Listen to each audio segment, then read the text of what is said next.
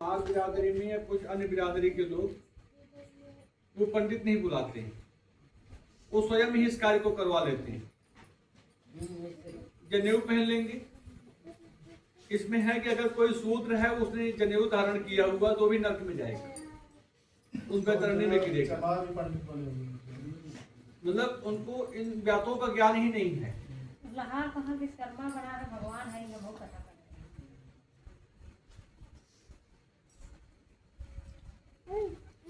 ब्राह्मणी का पति शूद्र बनने वाला, जैसे मतलब कोई अगर सामान्य परिवार की लड़की हो, मतलब कि जनरल कैटेगरी, अगर कोई शूद्र उसके साथ कोई अपना संबंध बनाता है, ऐसे लोग भी बैतरणी में जाते हैं। या कोई सामान्य कैटेगरी का इंसान नीच जाति की लड़की से कोई संबंध बनाता है, ये दोनों के लिए। पराई स्त्री का अपहरण करने वाला, कन्या के साथ कामाचार की इच्छा रखने वाला तथा जो पतिव्रता स्त्री का सतीत्व नष्ट करने वाला है, ये सभी तथा इस प्रकार की बहुत निषिद्धाचरण करने में उत्सुक तथा शास्त्र विहित कर्मों को त्यागने वाले वे मूर्जन बैतरणी में गिरते हैं। हे खगराज, यह बैतरणी नदी कष्ट प्रदान करने वाली सभी प्रमुख नरकों में सर्वाधिक कष्टप्रद है। इसलिए यमदूत पापियों को उस बैतरणी में फेंकते हैं। जिसने अपने जीवन काल में कभी काली गौ का दान नहीं किया, अथवा मृत्यु के पश्चात जिसके उद्देश्य से बांधवों द्वारा तृष्णा को नहीं दी गई, तथा जिसने अपनी औददैविक क्रिया का नहीं कर ली, या जिनके उद्देश्यों से औददैविक क्रिया नहीं की गई, वे बैतरणी के महान दुख को भोगते हैं। तक स्थित सालमरे वृक्षों में जाते हैं, जो झूठी गवाही देने वाले, धर्म के पालन को ढोंग बताने वाले, छल से धन का अर्जन करने वाले, चोरी द्वारा आजीविका चलाने वाले, अत्यधिक वृक्षों को काटने वाले, वन और वाटिका को नष्ट करने वाले, व्रत और तीर्थ का परित्याग करने वाले, विधवा के शील को नष्ट करने वाले, जो स्त्री अपने पति को दोष लगाकर परपुरुष में आसक्त होने वाली है, ये सभी और इस प्रकार के अन्य पापी भी सालमले वृक्ष द्वारा बहुत ताड़ना प्राप्त करते हैं। वेद की निंदा करने वाले, नास्तिक मर्यादा का उल्लंघन करने वाले, कंजूस विषयों में डूबे रहने वाले, दंभी कृतघ्न मनुष्य निश्चय ही नरकों में गिरते हैं। जो कुआं, तालाब, बावली, देवालय तथा सार्वजनिक स्थान, धर्मशाला आदि को नष्ट करते हैं, वे निश्चय ही नरक में गिरते हैं। स्त्रियों, छोटे बच्चों, नौकरों तथा श्रेष्ठ जनों को छोड़कर एवं पितरों और देवताओं की पूजा का त्याग करके जो भोजन करते हैं, वे नरकगामी होते हैं। जो मार्ग को कीलों से, कांटों से, फूलों से, लकड़ियों आदि पत्थरों से रोक देते हैं, वे निश्चित ही नरकगामी होते हैं। जो मंद पुरुष भगवान शिव, भगवती, सत्यनारायण, सूर्य, गणेश, गुरु और विद्वान इनकी पूजा नहीं करते, वे नरक में जाते हैं।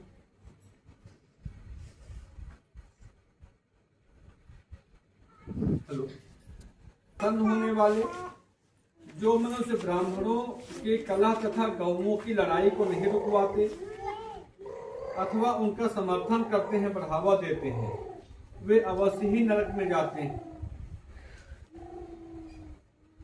जिसका कोई दूसरा शरण नहीं है, ऐसी पतिपरायणा स्त्री के ऋतुकाल की द्वेषवश उपेक्षा करने वाले निश्चित ही नरकगामी होते हैं। जो अपने शरीर के मल को आग, जल, उपवन, मार्ग अथवा गौशाला में फेंकते हैं, जो हथियार बनाने वाले, बाण और धनुष का निर्माण करने वाले तथा इनका विक्रय करने वाले हैं, वे नरकगामी होते हैं। आशा लगाकर घर पर आए हुए ब्राह्मणों और याचकों को पाक संपन्न भोजन बने रहने पर भी भोजन नहीं कराते, वे निश्चय ही नरक प्राप्त करने वाले होते हैं। जो अध्यात्म विद्या प्रदान करने वाले गुरु को नहीं मानते और पुराण वक्ता को नहीं मानते, वे नरक में जाते हैं। जो किसी का विवाह भंग करने वाले, देव यात्रा में विघ्न करने वाला तथा तीर्थ यात्रियों को लूटने वाला घोर नरक में वास करता है। जो महापापी घर गांव तथा जंगल में आग लगाता है, यमदूत उसे ले जाकर के अग्निकुंड में फेंक देते हैं। उसे अस्पत्र नामक वन में ले जाते हैं, जहां तलवार के समान तीक्ष्ण पत्तों से उसके अंग जब कट जाते हैं, तब यमदूत उससे कहते हैं, रे पापी, शीतल छाया में सुख की नींद सो। जब वह प्यास से व्याकुल होकर जल पीने की इच्छा से पानी मांगता है, तो दूतों के द्वारा उसे खौलता हुआ तेल पीने को दिया जाता है। हेतार्थ, इस प्रकार पापियों की बहुत सी यातनाएं बताई गई हैं। इनके संबंध में सभी शास्त्रों में कहा गया है।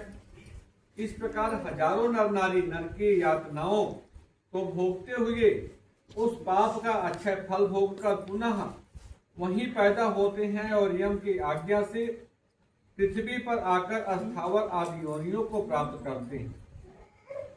वृक्ष, कुल्म, लता, बल्ली, गिरी, पर्वत तथा तृण आदि की अस्थावर योनियां कही गई हैं। इन सभी योनियों में घूमते हुए जीव मनुष्य योनि प्राप्त करते हैं और मनुष्य योनि में भी नरक से आए व्यक्ति चांडाल के घर में जन्म लेते हैं तथा उसमें भी कुष्ठ आदि पाप चिन्हों के वे बहुत से चिन्हों से दुखी रहते हैं। किसी को गलित कुष्ठ हो जाता है, कोई जन्म से अंधे होते हैं और कोई महारोग से ग्रसित होते हैं। इस प्रकार पुरुष और स्त्री में पाप के चिन्ह दिखाई पड़ते हैं। इस प्रकार गरुड़ पुराण के अंतर्गत सारोद्धार में नरक पद प्राप्त चिन्ह निरूपण नामक के चौथा अध्याय पूरा हुआ। आज की बात यहीं पर हम विराम देते हैं। कल दोपहर में आ जाएंगे। भगवान आज विधियों का संपादन करके उन सभी मुनियों ने सत्कार किए। अगय आसनासीन सूत जी महाराज से आदर पूर्वक यह पूछा। ऋषि लोग पूछ रहे हैं, कथितो भगवान समर्पे जय मार्गा सुख प्रदा इदानीं श्रोतुमिच्छामो यम मार्गं भयप्रदम् तथा संसार दुःखानि तत्क्लेश साधनम् एहि कामुष्कामाना क्लेशान यद्वात्मर्हसि। ऋषियों ने कहा कि हे महाराज, आपने सुख देने वाले देव मार्ग का सम्यक निरूपण किया है। इस समय हम लोग भयावह यम मार्ग के बारे में जानना चाहते हैं।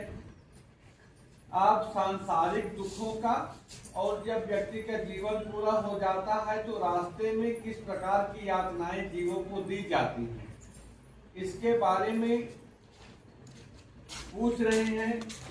आप उसका वर्णन करने में समर्थ हैं, अतः आप उसका वर्णन कीजिए। सूत जी महाराज कहते हैं, त्रिलोक्यं भो विवक्ष्यामि यम मार्गं सुदुर्गमं सुखदं पुण्यशीलानां पापिनं दुःखदायकं यथा देवी विष्णुना प्रोक्तं वैनतेयाय पृच्छते तथैव कथयिष्यामि संध्या छेदनादयः। सूत जी बोले, हे मुनियों, आप लोग सुनो, मैं अत्यंत दुर्गम यम मार्ग के विषय में कहता हूँ, जो पुण्यात्मा जनों के लिए सुखद तथा पापात्मा के लिए अत्यंत दुखदायी है। गरुड़ जी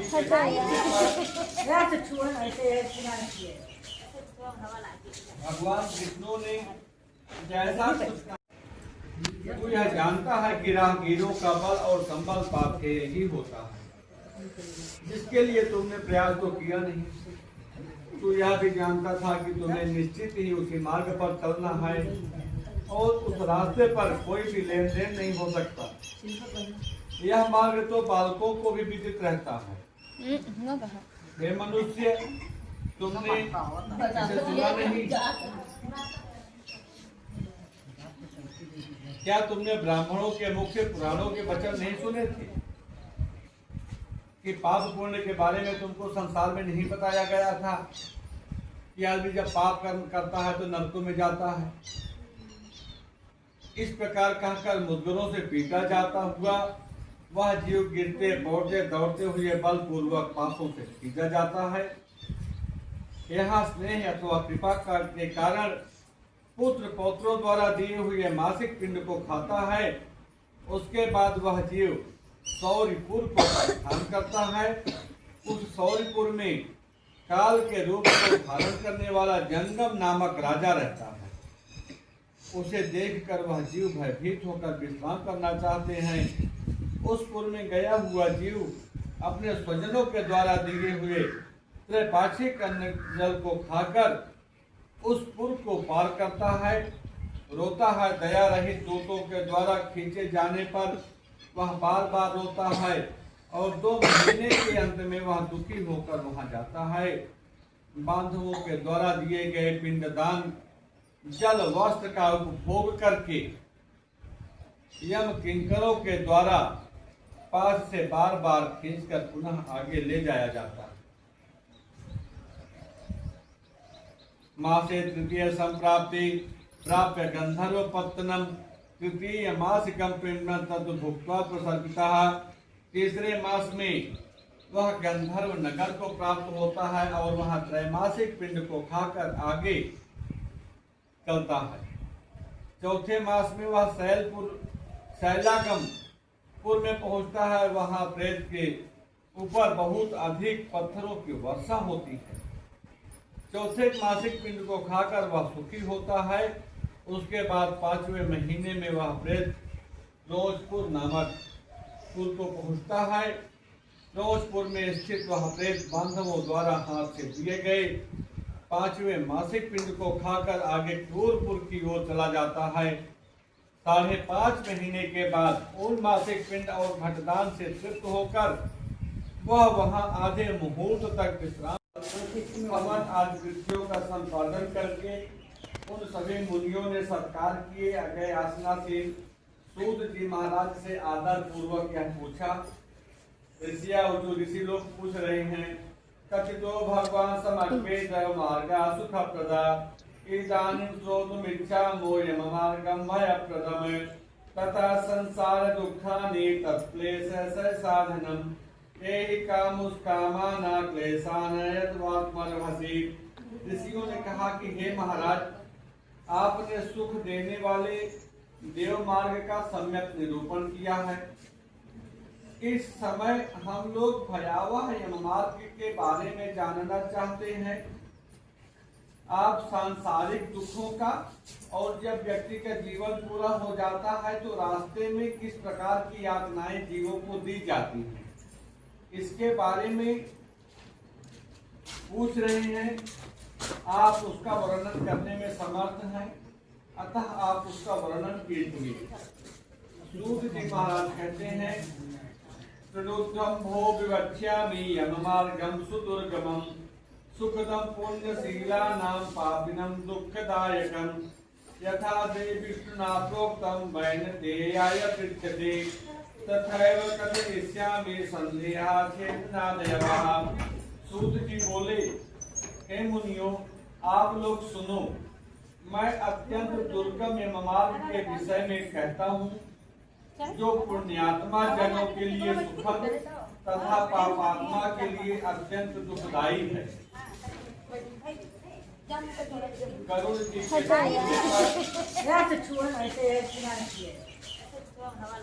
भगवान विष्णु ने जैसा कुछ तू यह जानता है कि राहगीरों का बल और संबल पाथे ही होता है, जिसके लिए तुमने प्रयास तो किया नहीं।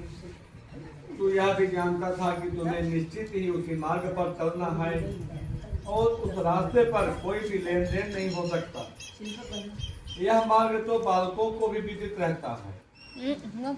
हे मनुष्य, तुमने इसे सुना नहीं? क्या तुमने ब्राह्मणों के मुख से पुराणों के वचन नहीं सुने थे कि पाप पुण्य के बारे में तुमको संसार में नहीं बताया गया था कि आदमी जब पाप कर्म करता है तो नरकों में जाता है। इस प्रकार कहकर मुद्गरों से पीटा जाता हुआ वह जीव गिरते पौड़ते दौड़ते हुए बलपूर्वक पापों से खींचा जाता है। यहाँ स्नेह अथवा कृपा के कारण पुत्र पौत्रों द्वारा दिए हुए मासिक पिंड को खाता है। उसके बाद वह जीव सौरीपुर को प्रस्थान करता है।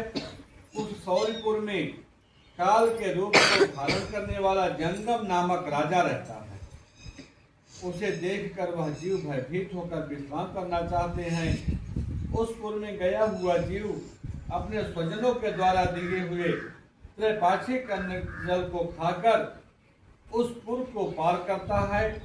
रोता है। दया रहित दूतों के द्वारा खींचे जाने पर वह बार बार रोता है और 2 महीने के अंत में वह दुखी होकर वहां जाता है। बांधवों के द्वारा दिए गए पिंडदान जल वस्त्र का उपभोग करके यम किंकरों के द्वारा पास से बार बार खींचकर पुनः आगे ले जाया जाता है। मासे तृतीय संप्राप्ति प्राप्य गंधर्व पत्तनम तृतीय मासिकम पिंड तद भुक्त्वा प्रसर्पितः। तीसरे मास में वह गंधर्व नगर को प्राप्त होता है और वहां त्रैमासिक पिंड को खाकर आगे चलता है। चौथे मास में वह शैलागम पुर में पहुंचता है। वहां प्रेत के ऊपर बहुत अधिक पत्थरों की वर्षा होती है। चौथे मासिक पिंड को खाकर वह सुखी होता है। उसके बाद 5वें महीने में वह प्रेत रोजपुर नामक पुर को पहुंचता है। रोजपुर में स्थित वह प्रेत बांधवों द्वारा हाथ से दिए गए 5वें मासिक पिंड को खाकर आगे क्रूरपुर की ओर चला जाता है। 5.5 महीने के बाद उन मासिक पिंड और घटदान से तृप्त होकर वह वहां आधे मुहूर्त तक विश्राम पूर्ण यमलोक में ले जाया जाता है।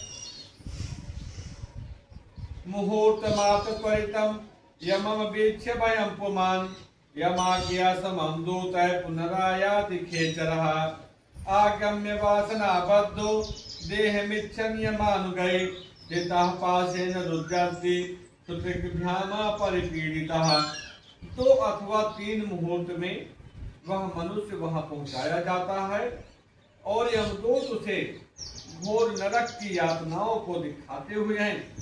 मुहूर्त मात्र में साथ ही पुनः में चला जब मृत्यु लोक में चला जाता है। मनुष्य लोक में आकर अनादि वासना से बद्ध वह जीव देह में प्रविष्ट होने की इच्छा रखता है, किंतु यमदूतों के द्वारा पकड़कर पास में बांध दिए जाने से भूख और प्यास से अत्यंत पीड़ित होकर के रोता बिलखता रहता है।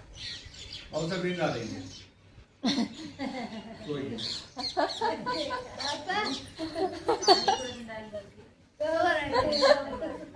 नींद आ तो खड़े हो जाएंगे, नींद चली जाएगी।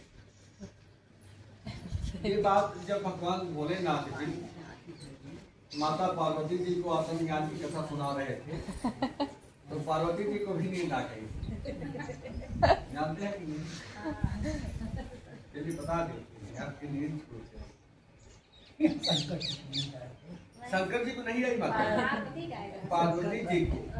देखिए ऐसा है, चीजें जो है हर कोई सुन ही नहीं सकता है, मन नहीं लगता है। कहीं सत्संग की बात हो तो नींद आ जाती है।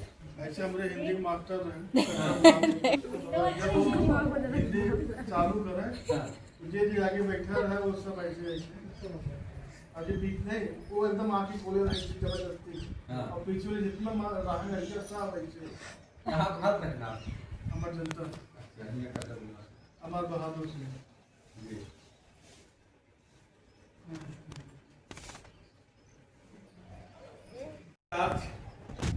वह पापी प्राणी पुत्रों से दिए तथा पिंड तथा आतुर काल में दिए गए दान को प्राप्त करता है तो भी उस नास्तिक को तृप्ति नहीं होती। पुत्र आदि के द्वारा दिए पापियों के उद्देश्य से किए गए श्राद्ध, दान तथा जलांजलि उनके पाठार्थी नहीं है। अतः पिंडदान का भोग करने पर भी वे सुधा से व्याकुल होकर यम मार्ग में जाते हैं। जिनका पिंडदान नहीं होता वे प्रेत रूप होकर कल्प पर्यंत तक निर्जन मन में बहुत दुखी होकर के भ्रमण करते रहते। मतलब कि अगर कोई एक गलत काम किया, चोरी किया, ठगी किया, बेईमानी किया, लूट खसोट किया, धोखेबाजी किया, नरक में जाता है। अगर उसके मतलब कि जो संतानें यदि उसका सही तरीके से पिंडदान वगैरह श्राद्ध कर्म आदि भी नहीं किए तो ना तो यहाँ कोई पुण्य किया। एक ठग आदमी कितना दान करेगा उसको, जो खुद ही ठगों को दान, एक जो आदमी कभी दान नहीं करता तो शुभ कर्म नहीं होंगे। ये नरक यातना पापी लोगों के लिए है। जो हम लोगों के यहाँ जेल बनाई गई है, ये थाना कोतवाली बने क्या बनाई गई है दुष्टों के लिए। तो कि भाई कोई किसी को सता रहा है, कोई किसी को मार रहा है, कोई किसी से झगड़ा कर रहा है, पुलिस उसको पकड़ के ले आती है, या कोई गलत फंसा दे किसी को झूठा गलत साबित करके। कई बार अच्छे लोग भी फंस जाते हैं बेचारे। यहाँ पर तो हो सकता है, लेकिन परमात्मा के कचहरी में वहाँ सत्य क्या जाएगा। वहाँ हमारे अपनों की हमारे अपने कर्मों की गवाही हमें खुद देनी पड़ती है। वहाँ कोई गवाही नहीं लगती। क्यों नहीं लगती? कि आप सब जितने लोग हम बैठे हैं यहाँ पर, हम अपने बारे में सोचें, हमने अपने जीवन में कहाँ कहाँ अच्छा कर्म किया है, कहाँ कहाँ बुरा कर्म किया है, किसको धोखा दिया है, किससे धोखा खाया है। हमें तो खुद सब पता है ना। हम किसी को बताएं ना बताएं वो एक अलग बात है। हमें खुद को तो पता ही है कि कहाँ कहाँ चालाकी किए हैं, कहाँ कहाँ नहीं किए हैं। तो ये सब माता जी, ये जो हमने अपना पूरा कर्म किया है हमारी आत्मा की मेमोरी में सेव रहता है। जब यमदूत आते हैं या धर्मदूत आते हैं तो हमारे शरीर से हमारी आत्मा को निकाल लेते हैं। जैसे मोबाइल में एक सिम रहती है, जो चीज आपने सिम में सेव किया हुआ है वो सिम आप कहीं किस मोबाइल में डाल दें, उसमें शो करने लगेगी। ऐसे ही हमारी ये आत्मा जिस भी शरीर में जाएगी, इसको अपने कर्मों का पूरा पूरा भोग रहता है। तो जब ये चित्रगुप्त के दरबार में जाती है वहां पर तो लोग आत्मा को लेके जाते हैं। आत्मा को वहां एक 17 तत्वों की लिंग शरीर प्राप्त होती है, उसमें डाल देते हैं। तो वहां जब कर्मों की रियल सामने आती है, हम ही तो करने वाले थे, तो हम वहां करना ही है। हमने धोखा दिया तो धोखा दिया, दान दिया तो दान दिया, शुभ कर्म किया तो शुभ कर्म किया, पाप कर्म किया पाप कर्म किया। गवाही की जरूरत नहीं पड़ती। यहाँ कोई गलत फंसा देगा लेकिन वहां नहीं फंसा, वहां स्वयं उसके जिम्मेदार हम खुद। कह रहे ऐसे सैकड़ों करोड़ों कल्प बीत जाने पर भी बिना भोग किए कर्म फल का नाश नहीं होता, और जब तक वह प्राणी जीव यातना को भोग नहीं लेता तब तक उसे मनुष्य शरीर प्राप्त नहीं होती। पहले जो बात है कि जब तक हमारे पूरे कर्म खत्म नहीं होंगे तब तक हमें वो भोगना ही पड़ेगा। हे पक्षीराज, इसलिए पुत्र को चाहिए कि वह 10 दिनों तक प्रतिदिन पिंडदान करे। हे पक्षी श्रेष्ठ, वे पिंड प्रतिदिन 4 भागों में विभक्त होते हैं। उनमें 2 भाग तो प्रेत के देह के लिए, पंचभूतों की पुष्टि के लिए होता है, तीसरा भाग यमदूतों को प्राप्त होता है, और चौथे भाग से उस जीव को आहार प्राप्त होता है। नवरात्र में दिनों में पिंडों को प्राप्त करके प्रेत का शरीर बन जाता है, और 10वें दिन उसमें बल की प्राप्ति होती है। मृत व्यक्ति के लिए देह के जल जाने पर पिंड के द्वारा पुनः 1 हाथ लंबा शरीर प्राप्त होता है, जिसके द्वारा वह प्राणी रास्ते में शुभ और अशुभ कर्म के फल को भोगता है। पहले दिन जो पिंड दिया जाता है उससे उसका सिर बनता है, दूसरे दिन के पिंड से गर्दन बनती है, तीसरे दिन से उसका हृदय बनता है, चौथे दिन पिंड से पीठ बनती है, 5वें से उसका कमर बनती है, और गुप्तांग उत्पन्न होते हैं। इस तरीके से 9 दिन तक उसको जो पिंड दिया जाता है उसमें घुटने, कमर आदि गुप्तांग वगैरह सभी इंद्रियां बनती हैं। इस पिंडज शरीर को प्राप्त करके और प्यास से पीड़ित वह जीव ग्रह में तथा बराह में 2 दिन भोजन करता है। जो एकादशा अपने कहते हैं ग्रह में जो जीव खाने लायक हो जाता है। 13वें दिन यमदूतों द्वारा बंदर की तरह बंधा हुआ वह प्राणी अकेला उस यम मार्ग में जाता है। हे खग, हे पक्षीराज, बैतरणी को छोड़कर यमलोक को मार्गी की दूरी का वर्णन 86,000 योजन है। एक योजन में 12 कोस, मतलब कि 12 किलोमीटर। 3 किलोमीटर के कोस कहते हैं और 4 कोस का एक योजन होता है। 3 चौक 12, मतलब 12 किलोमीटर का एक योजन होता है। ऐसे करें 86,000 योजन। हमारे भी हम सब जहाँ बैठे हैं यहाँ से जो यमपुरी है वहां तक जीवों को पहुंचने में 86,000 योजन की दूरी तय करनी पड़ती है। जबकि हमारी जो पूरी पृथ्वी की परिधि है 30 करोड़ मील है।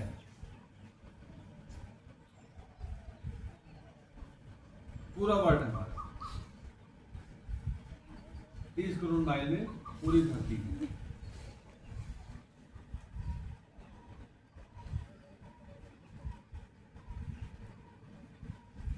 इस तरह गरुड़ पुराण के सारोद्धार में पाप विपैनी दुख निरूपण नामक के पहला अध्याय तो पूरा होगा। आप उस सामने चढ़ा देंगे, थोड़े उनका ध्यान करके फूल ही को हाथ लिए। इसी समय वैकुंठ में सुख पूर्वक विराजमान परम गुरु श्री हरि सिंह विनीता के पुत्र गरुड़ जी ने विनय से झुककर पूछा। गरुड़ उवाच, गरुड़ जी पूछ रहे हैं, भक्ति मार्गो बहुविधि कथितो भवता मम तथा च कथितं देव भक्तानां गतिरुत्तमम् अधुना श्रोतुमिच्छामि यम मार्गं भयंकरं तत् भक्ति विमुखानां च तत्रैव गमनं सुतम् सुगम भगवान महाजिह्वा चावसवतिनि तथापि नरकमयांति धिकस्तु नराधमान अतो मे भगवान द्रोहि पापिनम या गतिर्भवेत् यम मार्गस्य दुःखानि यथा ते प्राप्नुवन्ति।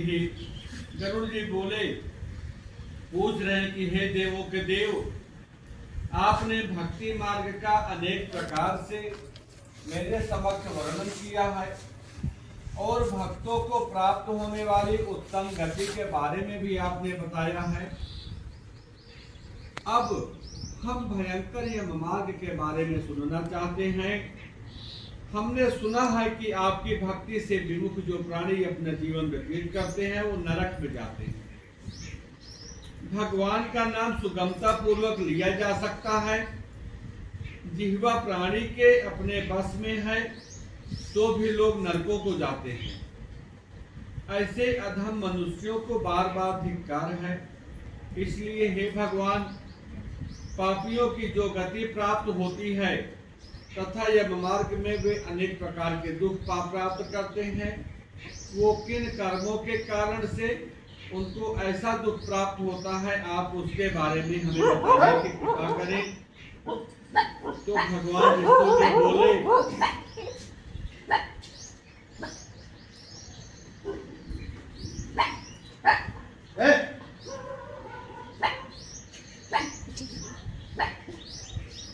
बच्चे हम तृणपक्षीन्द्रा यम मार्गम च एन एक नरके पापिनोया ते शुभताम अभिभेदितम। श्री भगवान बोले, हे पक्षीराज, हे वनिता के पुत्र गरुड़, सुनो, मैं उस यम मार्ग के बारे में तुमसे कहता हूँ जिस मार्ग से पापी जन नरक की यात्रा करते हैं और जो सुनने वालों के लिए भी भयावह है, उनको सुनने वालों को भी कष्ट मिलता है। इतना दुर्गम मार्ग है। भगवान बोले, एहि पर ताक्षासा दया धर्म विवर्जिता दुष्ट संगास सच्छात्र संगपितान्मुखा आत्मसंभविता साध्या धर्मानादन्वितः आसुरं भाव पामन्ना दैवी सम्मत्य पूजितः अनेक चित्त विभ्रांत मोहा जल समावृताः प्रसक्तः काम भोगेषु पतन्ति नरकेषु तौ ये नराज्ञानशीलाश्च ते यान्ति परमां गतिं पापशीलां यान्ति दुःखेन यमयान्ति पापिनामैहिकं दुःखं तद्याथा भवति तच्छ्रुव ततस्ते मरणं प्राप्य तथा गच्छन्ति यात्राम् कहते अपना ना उठा बैठा रहा हाँ सूर्य अपना मन तो वो कर दे रहे हैं वो कर रहा जमाइया तू बैठा रहा ना तो लपो ना उठा श्री भगवान बोले हे ताक्ष हे पक्षीराज जो प्राणी सदा पाप पारायण है दया और धर्म से रहित है जो दुष्ट लोगों की संगति में रहते हैं जो शास्त्र और वेदों का कहना सुनना नहीं मानते उनसे भी विमुख रहते हैं जो अपने आप को स्वयं प्रतिष्ठित समझते हैं अहंकारी हैं तथा धन और मान के मद से चूर हैं आसुरी शक्तियों को प्राप्त करते हैं तथा दैवी संपत्तियों से रहित हैं जिनका चित्र हमेशा विषय वासनाओं में लिपटा रहता है और आसक्त होने से भ्रांत हैं जो मोह के जाल में फंसे हैं कामनाओं के वशीभूत होकर के कामनाओं को पूरा करने में लगे रहते हैं ऐसे व्यक्ति अपवित्र नरकों में गिरते हैं जो ज्ञानशील हैं वे परम गति को प्राप्त होते हैं पापी मनुष्य दुख पूर्वक यम यातना प्राप्त करते हैं पापियों का इस लोक में और मनुष्य मृत्यु के पश्चात वे जैसे यम यातना को प्राप्त करते हैं उसके बारे में आप सुनो सुकृतम दुष्कृतम वापि भुक्त्वा पूर्वं यथार्जितं कर्मयोगा तदा तस्य कश्चित् व्याधिः प्रजायते आधि व्याधि समायुक्ता जीविता सा समुत्सुकम् कालो बलीय ज्ञानः विज्ञातः प्रतिपद्यते तत्राप्य जाता निर्देवो म्रियमाणः स्वयंमृतैः जर्योपात्तरूपेत्यो मरणाभिमुखो विहे आस्ते वामत्रो यन्तं गृहपालैवहारन अमया व्यापदीप्येत्ये निरहालं पोदितेषितः वायुनो ग्रात्मात्तोरा कपसन्नुनादकः कहते हैं यथोपार्जित पुण्य और ये कहना तो समय के बोलो ये आधा दाना तो पुण्य और पाप के फलों को पूर्व में भोगकर कर्म के संबंध में उसे कोई शारीरिक रोग हो जाता है मानसिक रोग हो जाता है शारीरिक रोग से युक्त तथा जीवन धारण करने की आशा से उत्कंठित उस व्यक्ति की जानकारी के बिना सर्प की भांति भली भांति बलवान काल उसके समीप पहुंचता है उस मृत्यु की संप्राप्ति की स्थिति में भी उसे वैराग्य नहीं होता जिसने जिनका भरण पोषण किया था उन्हीं के द्वारा उसका भरण पोषण होता है वृद्धावस्था के कारण विकृत रूप वाला और मरणाभिमुख वह व्यक्ति घर में अवमानना पूर्वक दी हुई वस्तु को कुत्ते की भांति खाता है जीवन व्यतीत करता है बाद में वह रोगी हो जाता है उसे मंदाग्नि हो जाती है जठराग्नि कम हो जाती है तथा उसका आहार तथा उसकी सभी चेष्टाएं कम हो जाती है प्राणवायु के बाहर निकलते समय आंखें उलट जाती हैं नाड़ियां कफ से रुक जाती हैं और खांसी होने के कारण से श्वास लेने में परेशानी होती है तथा कंठ से घुर-घुर के शब्द निकलने लगते हैं। ये लास्ट समय किसका आता है? जो लोग अपना पापमय जीवन व्यतीत करते हैं, उनको परिवार से सम्मान नहीं मिलता, समाज से सम्मान नहीं मिलता। आगे कह रहे हैं शयानः पश्चोद्भृति परिभीता स्वबन्धुभिः वाच्यमानोऽपि नाब्रूते कालपाशावसङ्गतः एवं कुटुम्ब भरणे व्यापिता जितेन्द्रियः नृत्ये दारुणां स्वानामरुदेव यथांसतिः विकलेन्द्रिय संघाते चैतन्ये जडतां गते प्रचलन्ति तत्प्राणाः यामैनिकृतः फेनमुद्गृते सोऽथं मुखलालाकुलं भवेत् अधोद्वारेण गच्छन्ति पापिनः प्राणवायवः। क्या चिंतामग्न स्वजनों से घिरा हुआ वह व्यक्ति कालपास के बसी दिव्य दृष्टि। सुमिरन मतलब याद है। सुमिरन मतलब कि सुमिरन जो गुरु दे सुमिरे मंत्र ध्यान रहे, जो आपको गुरु मंत्र मिला। जैसे नहीं जमने वाला जैसे। यदि आपको गुरु मिला है, आपने नहीं किया है, तो जीवन अधूरा है। यदि जब तक नहीं मिला तब तक आपके पास, जैसे आजकल क्या है कि लोग गुरु तो कभी तो गुरुओं की एक बाजार से लगी हुई है। कोई कहते हैं हमारे गुरु फलाने महाराज हैं, कोई कहते हैं हमारे गुरु फलाने महाराज हैं। लेकिन गुरुओं की पहचान है, हम गुरु करें किसको? चलिए आपके गुरु की बात की, सुमरन की बात करें। शास्त्रों में हमारे जो गुरु की महिमा कही गई है वो है कि 3 लोक में नायिका गुरु आगे आते हैं, जो ब्रह्मा विष्णु महेश हुए, भगवान राम और कृष्ण हुए। कहा राम कृष्ण से को बोला 3 भी तो गुरु की। 3 लोक के नायिका गुरु आगे आते हैं, जो 3 लोकों के मालिक हुए, ये भी अपने गुरु के आगे नतमस्तक हो गए। मतलब 3 लोक में गुरु से बड़ी कोई हैसियत नहीं है।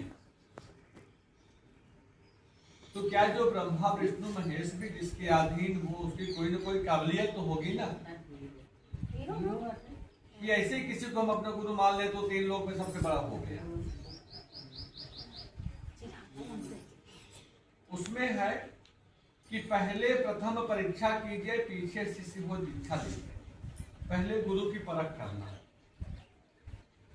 इनका अपने इंद्रियों पर नियंत्रण है कि नहीं है, ये विषय विकारों से दूर हो चुके हैं कि नहीं है। भाई हम गुरु क्यों करेंगे? अपनी बुराइयों को छुड़ाने के लिए ना।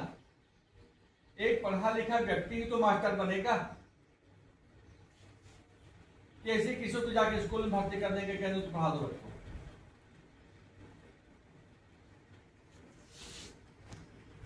एक पढ़ा लिखा व्यक्ति तो डॉक्टर बनेगा, जो किसी का मर्ज ठीक करेगा, किसी का ऑपरेशन करेगा, किसी को दवा देगा। तो क्या हम गुरु ऐसे कोई पीला कपड़ा पहन ले, बड़ा बड़ा चंदन लगा ले, दाढ़ी बाल बढ़ा ले तो उसको गुरु मान लेंगे? आप सब विचार करें। अभी तो यही हो रहा है कि गुरु जी की प्रॉपर्टी कितनी है, गुरु जी स्मार्ट लगते हैं नहीं लगते हैं, वैसे गुरु बनाई इनकी मजाक करने की स्टाइल कितनी अच्छी है, गीत गाना आता है कि नहीं, संगीत और गीत बजाना जानते हैं कि नहीं जानते हैं। जो अभी का परिवेश चल रहा है बाबू साहब, 70% लोग ऐसे गुरु को भूल रहे हैं कि हमारा गुरु हैंडसम होना चाहिए, बहुत चुटकुल्ला कहानी सुनावे वाला हो चाहिए। तो चलो सुनो आई ना चुटकुल्ला गुरु सुनाई भाई सही है। देखिए वो हमें ले कहाँ जाएंगे, कहेंगे वो बात नहीं है। वो ठीक है, वो एक कथावाचक है, कथा सुना रहे हैं, मनोरंजन कर रहे हैं, हम भी उसी क्षेत्र में हैं, किसी की निंदा नहीं कर रहे हैं। लेकिन जहाँ आत्म ज्ञान की बात, गुरु तो बाप भी हो सकता है, गुरु तो मास्टर भी हो सकता है।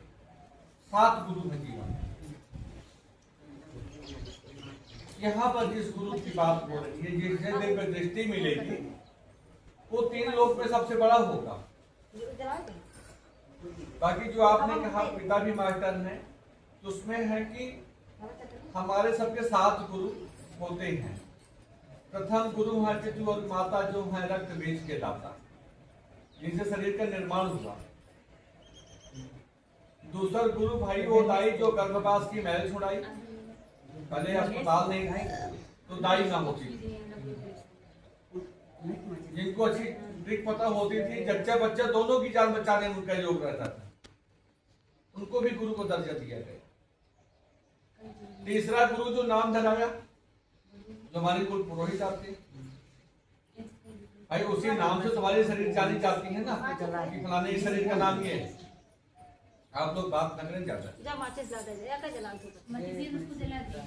चौथा गुरु जो शिक्षा दी ना, जो हमें स्कूलों में पढ़ाया गया।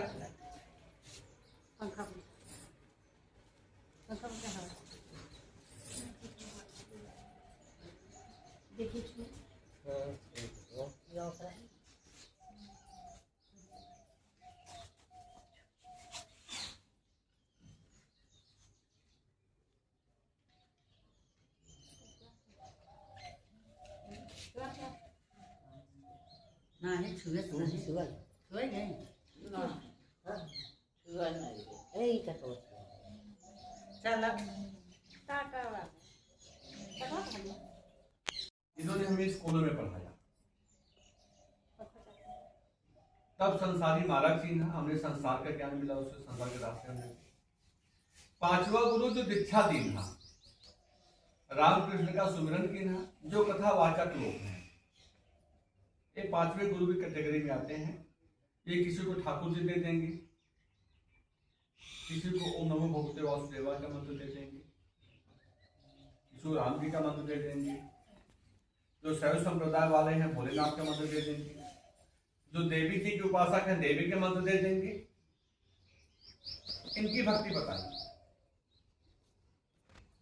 5 तक हुए। छठा गुरु जो भ्रम को तोड़ा, ओंकार से नाता जोड़ा। लास्ट में आपने सुना होगा कि कहते हैं एक ओंकार, ओम से सबकी उत्पत्ति हुई।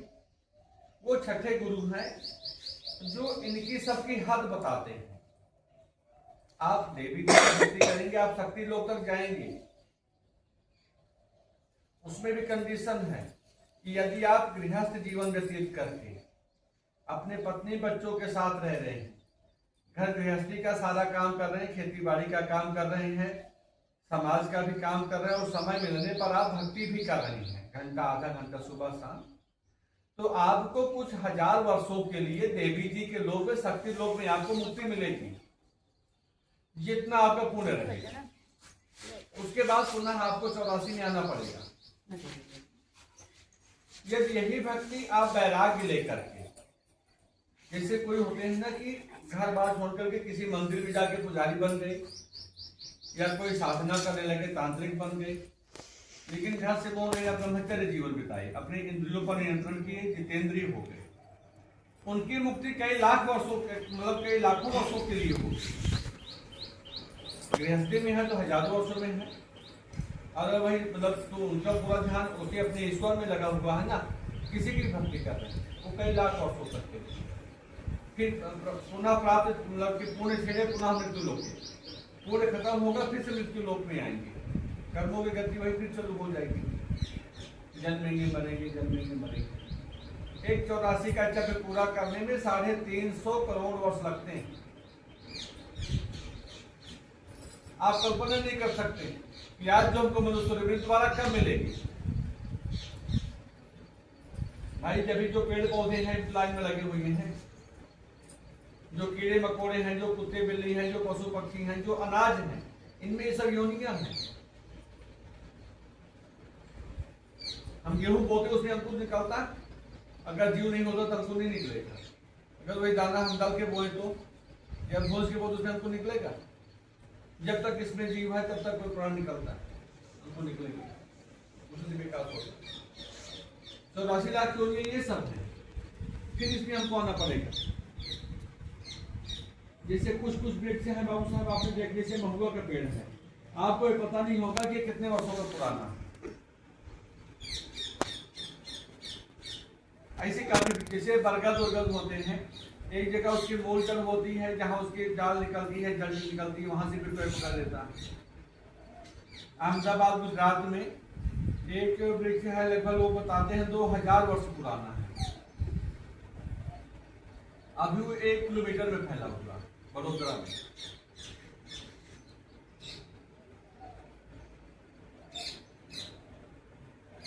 तो एक योनि में इतना समय लगा। कुछ योनियां जो 2-2.5 घंटे की हैं, जैसे कुछ जानवरों को जब चोट लग जाती है उसमें कीड़े पड़ जाते हैं, उनकी जिंदगी 2.5 घंटे की होती है। तो 2.5 घंटे में पैदा होते हैं, बच्चे होते हैं, जवान होते हैं, उनके भी बच्चे होते हैं, फिर मर जाते हैं। तो ऐसे 6ठे गुरु तक थे। फिर 7वां गुरु की बात होती है। 7वां गुरु जो शब्द लखावा जहां गए तहां पहुंचा, वो होते सतगुरु। उनके लिए कहा गया कि वो 3 लोग से बड़े हैं, वो आपको आत्मा का ज्ञान देंगे। जैसे हम सब अपना जीवन बहुत से पूरा जिए, हमारे शरीर में आत्मा कहाँ पर है, किस रूप में काम करती है, क्या आप इसको जान पाए?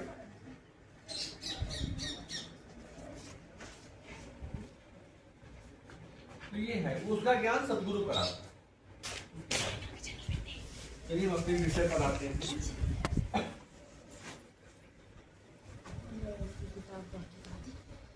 तो भगवान विष्णु जी कह रहे हैं, हे गरुड़, उस अंतिम क्षण में प्राणी को व्यापक दिव्य दृष्टि प्राप्त हो जाती है। दिव्य दृष्टि प्राप्त होने पर उनको जो आगे की चीजें हैं वो दिखाई देती है, और यहाँ आप लोग नहीं दिखाई देते। बैतरणी नदी का स्वरूप यम मार्ग के 16 पुरों में क्रमशः गमन तथा वहां पुत्र आदि के द्वारा दिए गए पिंडदान को ग्रहण करने के बारे में बताया गया है। गरुड़ जी पूछ रहे हैं कि दृशोयम लोकस्य पंथा बहुत दुःखदः तत्र यान्ति यथा पापा तन्मे कथय केशव।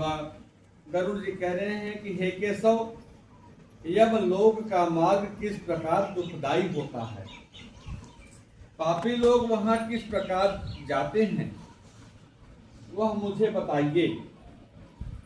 श्री भगवान उवाच, भगवान कह रहे हैं, यम मार्गम महादुःखम प्रदम ते कथयाम्यहम् मम भक्तोऽपि तच्छ्रुत्वा तं भविष्यति कंपितः वृक्षायाता तत्रास्ति यत्र विश्रमते नरः यस्मिन् मार्गेण चासाध्यं येन प्राणान् समुद्धरेत् न जलं दृश्यते व क्वापि दृश्यतो तीव या पिबेत् तप्यन्ते द्वदासित्या प्रलयान्ते तथा खगः। श्री भगवान बोले, हे गरुड़, महान दुख प्राप्त प्रदान करने वाले यम मार्ग के विषय में मैं तुमसे कहता हूँ, मेरा भक्त होने पर भी तुम उसे सुनकर के कांप उठोगे। यम मार्ग में कहीं भी वृक्ष की छाया नहीं है जहाँ प्राणी रुक करके विश्राम कर सके। उस यम मार्ग में कहीं कोई अन्न आदि भी नहीं मिलता जिसको खा करके अपने प्राणों की रक्षा कर सके। वहाँ कहीं जल भी नहीं मिलता है जिसको पी करके अपनी प्यास बुझा सके। वहाँ प्रलय काल की भांति 12 सूर्य तपते रहते हैं। जैसे अपने यहाँ एक सूर्य तपता है, कभी कभी इसकी सूर्य तीव्र हमारी गति नहीं बर्दाश्त होती है जिसका तेज, और उस रास्ते में 12 सूर्यों के प्रकाश की जितनी तेज गर्मी रहती है, इससे पापी जनों को ले जाया जाता है। उस मार्ग में जाता हुआ पापी कभी बर्फीली हवा से पीड़ित होता है तथा कभी कांटे चुभते हैं और कभी महाविषाक्त सांपों के द्वारा डसा जाता है, कहीं शेरों और व्याघ्रों से भयंकर कुत्तों से खाया जाता है, कहीं बिच्छुओं के डंक मारने की पीड़ा मिलती है और कहीं पर उसे आग से जलाया जाता है। तब कहीं अति भयंकर महान असिपत्र नामक नरक में वह पहुंचता है। 200,000 योजन विस्तार वाला वो नरक कहा गया है। क्वचित पत्यंत कोप्येत विकटात् पर्वतात् क्वचित् गच्छते सुरधूरासु सको नाम पुरमारि क्वचित् अस्कंदलते तस्सुग्रे जले निपपाति क्वचितः क्वचित पंकजरेखाटे क्वचितम संतप्त कर्दमे। वह वन कौवों, उल्लुओं, बटों, गिद्धों तथा सर्गों से दासों से व्याप्त है। उसमें चारों ओर दावाग्नि व्याप्त है। असिपत्र के पत्तों से वह जीव उस वन में छिन्न भिन्न हो जाता है।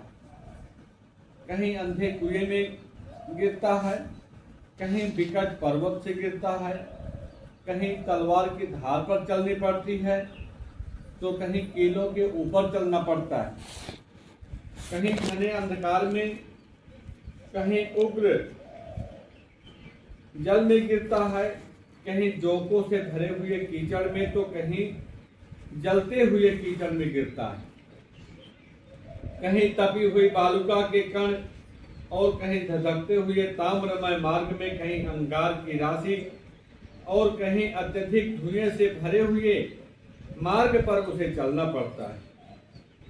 कहीं अंगार की वृष्टि होती है, कहीं बिजली गिरने से मतलब कि शिलावृष्टि होती है, और कहीं रक्त, कहीं शस्त्र, कहीं गर्म जल की वृष्टि होती है, कहीं खारे की कीचड़ की वृष्टि होती है, कहीं गहरी खाई, कहीं पर्वत की चढ़ाई।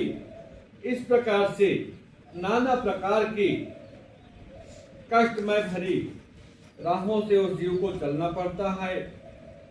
कहीं उस रास्ते में घना अंधकार है, तो कहीं दुख से चढ़ी जाने वाली शिलाएं हैं, विष्ठा से भरे हुए तालाब हैं, मार्ग के बीचों बीच अत्यंत उग्र और घोर बैतरणी नदी बहती है। वह देखने पर दुखदायिनी है, तो क्या आश्चर्य, उसकी वार्ता ही भय पैदा कर देने वाली है। वह 100 योजन चौड़ी है, उसमें मवाद और रक्त बहते रहते हैं। उसके किनारों पर हड्डियों के समूह तट बने रहते हैं तथा उसके तट पर हड्डियों का ढेर लगा रहता है। मांस और रक्त से कीचड़ वाली वह नदी दुख से पार की जाने वाली है। अथाह गहरी और पापियों के द्वारा दुख से पार की जाने वाली वह नदी केस रूपी सवार से भरी हुई होने के कारण दुर्गम है, और वह विशाल काय, ग्राहों, घड़ियालों, मगरमच्छों आदि से और सैकड़ों प्रकार के घोर पक्षियों से आवृत है। हे गरुड़, आए हुए पापी को देखकर वह नदी ज्वाला और धूम से भरकर कड़ाह में रखे घृत की भांति खौलने लगती है। वह नदी सूर्य के समान मुख वाले भयानक कीड़ों से चारों ओर से व्याप्त है। वज्र के समान चोंच वाले बड़े बड़े गीध और कौवे से घिरी हुई है। वह नदी शिशुमार, मगर, जोक और मछली तथा कछुए तथा अन्य मांसभक्षी जलचर जीवों से भरी हुई है। उसके प्रवाह में गिरे हुए बहुत से पापी रोते चिल्लाते हैं। और हे भाई, हे पुत्र, हे तात, इस प्रकार से अपने सगे संबंधियों को बुलाते हुए वह बार बार विलाप करता है। भूख और प्यास से व्याकुल होकर पापी रक्त का पान करता है, और वह नदी झाग पूर्ण प्रवाह से व्याप्त महाघोर अत्यंत गर्जना करने वाली, देखने में दुख पैदा करने वाली तथा भयावह है। उसके दर्शन मात्र से ही प्राणी चेतना शून्य हो जाता है। बहुत से बिच्छू तथा काले सर्पों से व्याप्त उस नदी में गिरे हुए पापियों की रक्षा करने वाला कोई नहीं होता। उसके सैकड़ों हजारों भंवरों में पड़कर पापी पाताल में चले जाते हैं। क्षण भर पाताल में रहते हैं और एक ही क्षण में ऊपर चले आते हैं। हे खग, वह नदी पापियों के लिए ही बनाई गई है। उसका पार नहीं दिखता, समुद्र के समान बहुत विशाल है। वह अत्यंत दुख पूर्वक तरने योग्य तथा बहुत दुख देने वाली है। इस प्रकार बहुत के प्रकार से दुखी और व्याप्त अत्यंत दुखद यम मार्ग में रोते चिल्लाते हुए दुखी पापी जाते हैं। कुछ पापी जंजीरों से बंधे होते हैं और कुछ को जैसे महावत लोग हाथी पर बैठ करके एक भाला लिए रहते हैं, पहुंचते हैं कंट्रोल करने के लिए। कुछ को यमदूत उस तरीके से कंट्रोल करते हैं, पासों से कंट्रोल करते हैं, और कुछ शस्त्र के अग्रभाग में पीठ पे छेदते हुए ले जाते हैं। कुछ लोगों को नाक में अग्रभाग में लगे हुए पास और कान में लगे हुए पास से खींचे जाते हैं। कुछ काल पास से खींचे जाते हैं और कुछ कौवों से खींचे जाते हैं। वे पापी अपनी गर्दन तथा पैर में जंजीरों से बंधे हुए तथा अपनी पीठ पर लोहे के भार को ढोते हुए मार्ग पर चलते हैं। अत्यंत घोर यमदूतों द्वारा मुद्गरों से पीटे जाते हुए वे मुख से रक्त बमन करते हुए तथा बमन किए हुए रक्त को पुनः पीते हैं। मतलब कि जो खून पिए रहते हैं वो उल्टी हो जाती है, दोबारा फिर उसी को पीना पड़ता है। इतनी प्यास होती है, इतनी भूख लगी रहती है। और उस समय जीवन में अपने दुष्कर्मों को सोचते हुए प्राणी अत्यंत ग्लानि का अनुभव करता है कि मुझे इतना अनमोल जीवन भी मिला था, लेकिन मैंने अपने लिए कुछ कर्म नहीं कर पाया। जितना कर्म बाबू साहब हम लोग यहाँ करते हैं, अगर किसी को जितना भी धन मिल जाए तो हम क्या करेंगे? प्रॉपर्टी बनाएंगे, घर द्वार बनाएंगे, गाड़ी मोटर बना लेंगे, फैक्ट्री खुलवा देंगे। लेकिन जब हमारा जीवन समाप्त होता है, ये तो सारी प्रॉपर्टी यहीं रह जाती है, हमारे साथ एक कदम भी नहीं जाती। और इतना सब बनाने के लिए कोई ईमानदारी से बना सकता है? झूठ बोलना पड़ेगा, अपने हिसाब के लिए कहीं ना कहीं चला के तो करनी पड़ेगी। किसी का हक छीनेंगे तभी हो पाएगा, और वो तब तक के लिए है जब तक हमारी शरीर है, शरीर में ताकत है। आप ये मानिए हमारा बुद्धि दिमाग सब कुछ काम कर रहा है। अभी हमने प्रॉपर्टी बहुत बनाई हो और हम बीमार हो जाएं, हमें लकवा मार जाए, बच्चों के सहारे हो गए, हमारा धन हमारा होते हुए भी हमारे पास में नहीं रहा, जो हमारे उत्तराधिकारी उनके अधीन हो जाएगा। अब वो उस धन को हमारे लिए कैसे खर्चा करेंगे, उनकी जिम्मेदारी है, हम कुछ नहीं कर सकते।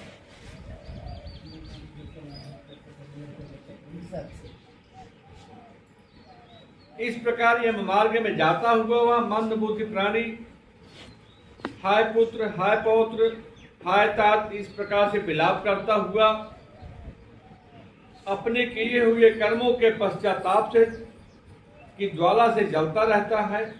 और वह विचार करता है कि महान पुण्य के संबंध में मनुष्य जन्म प्राप्त होता है, उसे प्राप्त करके भी मैंने धर्माचरण नहीं किया। यह मैंने क्या कर दिया? मैंने दान नहीं दिया, अग्नि में हवन नहीं किया, तपस्या नहीं की, देवताओं की पूजा नहीं की, विधि विधान से तीर्थ सेवा नहीं की। हे जीव, जो तुमने किया है उसी का फल भोगो। इस प्रकार से हम लोग उस समय उसको कहते हैं। कहते हैं, हे देही, तुमने ब्राह्मणों की पूजा नहीं की, देवों का गंगा नदी का सहारा नहीं लिया, सत्पुरुषों की सेवा नहीं की, कभी दूसरे का उपकार नहीं किया। इसलिए हे जीव, जो तुमने किया है अब उसी का फल भोगो। और पशु पक्षियों के लिए कहीं जलहीन प्रदेश में जलाशय का निर्माण नहीं किया, गौ और ब्राह्मणों की आजीविका के लिए थोड़ा सा भी प्रयास नहीं किया। इसलिए हे देही, तुमने जो किया है उसी से अपना निर्वाह करो। ना नित्य दानम, ना गावानिकम, पीतम न वेद शास्त्रम सत्व प्राणमादितम सुतम पुराणम न च पूजितो जो दोहिन यद्वाकितम।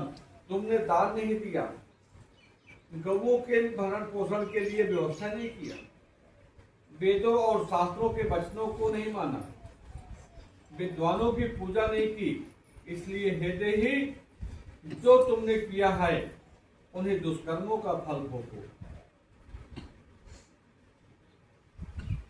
नारी जीव भी पश्चाताप करते हुए कहता है, मैंने पति के हितकर आज्ञा का पालन नहीं किया, पतिव्रत धर्म का कभी पालन नहीं किया और न ही गुरुजनों गौर चित्तों सम्मान में कभी नहीं दिया, इसलिए हे देहीन जो तुमने किया उसी का फल भोगो। धर्म की बुद्धि से एकमात्र पति की सेवा नहीं की और पति की मृत्यु हो जाने पर वन प्रवेश करके उनका अनुगमन नहीं किया, वैधव्य प्राप्त करके त्याग में जीवन नहीं व्यतीत किया, इसलिए हे देहीन जैसा किया है उसी का फल भोगो। मास पर्यंत किए जाने वाले उपवासों तथा चंद्रायण व्रतों आदि सुविस्तीर्ण नियमों के पालन से शरीर को सुखाया नहीं, पूर्व जन्म में किए हुए दुष्कर्मों से बहुत प्रकार के दुखों को प्राप्त करने के लिए नारी शरीर प्राप्त होता किया था। इस तरह बहुत प्रकार से विलाप करके पूर्व देह का स्मरण करते हुए मेरा मानव शरीर कहाँ चला गया, इस प्रकार चिल्लाता हुआ वह यम मार्ग में चला जाता है। हेतार्थ इस प्रकार 17 दिन तक अकेले वायु के वेग से चलते हुए 18वें दिन वह प्रेत सौम्यपुर में पहुंचता है। उस रमणीय श्रेष्ठ सौम्यपुर में प्रेतों का महान गण रहता है और वहां पुष्प भद्रा नदी है जो अत्यंत प्रिय दिखने वाला वट वृक्ष है। उस पुर में यमदूतों के द्वारा उसे विश्राम कराया जाता है। वहां दुखी होकर वह स्त्री पुरुषों के द्वारा प्राप्त सुखों का स्मरण करता है।